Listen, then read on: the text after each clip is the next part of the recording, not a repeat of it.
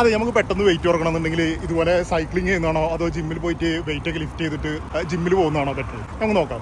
അത് സൈക്ലിംഗ് എന്ന് പറഞ്ഞാൽ ഒരു കാർഡിയോ എക്സസൈസ് ആയതുകൊണ്ട് തന്നെ പെട്ടെന്ന് വെയിറ്റ് കുറക്കാൻ നല്ലതാണ്. പക്ഷേ എന്താ പ്രോബ്ലം എന്ന് വെച്ചാൽ അതിൻ്റെ കൂടെ തന്നെ നമുക്ക് മസിൽ ലോസ് സംഭവിക്കുന്നുണ്ട്. എന്നാൽ ജിമ്മിൽ പോകുകയാണെന്നുണ്ടെങ്കിൽ നമ്മൾ വെയിറ്റ് ഒക്കെ ലിഫ്റ്റ് ചെയ്തിട്ട് നമ്മൾ മസിൽ ഒന്നും കൂടെ സ്ട്രോങ് ആക്കാണ്.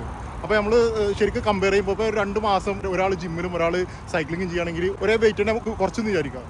പക്ഷേ സൈക്ലിംഗ് ചെയ്ത ആൾക്ക് മസിൽ ലോസ് സംഭവിച്ചിട്ടുണ്ട്. പക്ഷേ ജിമ്മിൽ പോയത് ആൾക്ക് മസിൽ ലോസ് സംഭവിക്കാതെയാണ് അവർക്ക് വെയിറ്റ് കുറക്കാൻ പറ്റിയത്. അതുകൊണ്ട് തന്നെ ഒരു 2-3 മാസം കഴിഞ്ഞിട്ട് ഇവർ നോർമൽ ഡയറ്റിലേക്ക് വരുമ്പോൾ വരാനുള്ളൊരു പ്രോബ്ലമാണ് ഈ സൈക്ലിംഗ് ചെയ്ത ആൾ പെട്ടെന്ന് വെയിറ്റ് കൂടും.